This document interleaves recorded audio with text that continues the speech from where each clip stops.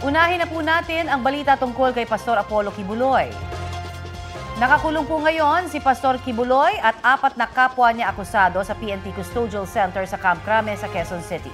Doon sila dinala mula sa Kingdom of Jesus Christ compound sa Davao City matapos sumuko kasunod ng ultimatum ng mga otoridad. Balita hatid ni James Agustin.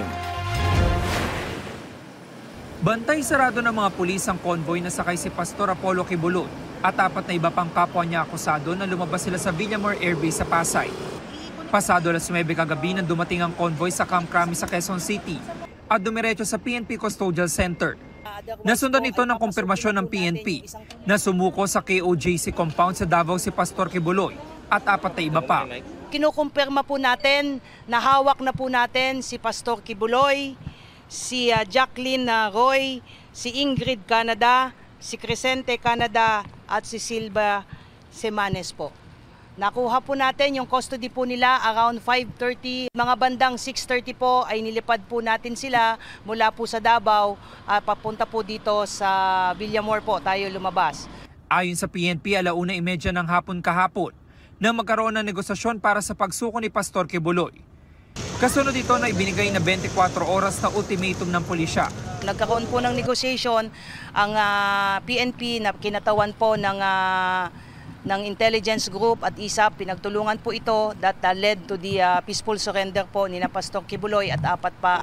Sa tanong na kung saan nga ba nagtago si Pastor Kibuloy, sabi ng PNP, I don't have at liberty to reveal that. Ang importante po sa ngayon ay nasa kustodiya po ng PNP po ito. Pagdating sa Custodial Center, isinilbi ang mga warrant of arrest laban kay Pastor Kibuloy at 4 niyang kasamahan. Yung kay Pastor Kibuloy po, yung child abuse po, yung sexual abuse at yung pong qualified trafficking. So binasahan po sila ng mga kaso po nila at nakaharap po ang kanilang abogado po. At pagkatapos po noon ay binasahan din po sila ng kanilang mga Miranda rights at mga kakapatan po. Isinailalim din sila sa booking procedures, physical at medical examination. 3 sa kanila ang tumaas ang blood pressure. Pero tumanggi ang pulisya na tukuyin kung sino-sino. Nag-okay naman na po, binigyan po sila ng gamot ng ating mga doctors, particularly yung para po sa pagtaas po ng BP. After a few minutes naman po ay in-examine po sila uli ng mga doctors and nurses at okay na po sila. Natapos na po yung booking, natapos na po yung inspeksyon ng mga gamit nila. Kaya kami ay aalis na dahil magpapahinga na po sila at dinala na po sila doon sa mga kwarto na intended po para sa kanila. Tinanong din namin ng pulisya kaugnay sa selda kung saan nakapiit ngayon si Pastor Kibuloy at 4 na iba pa. Basta ang masasabi ko lang po, nandun na po sila ngayon sa area kung saan po sila magpapahinga para ngayong gabi po.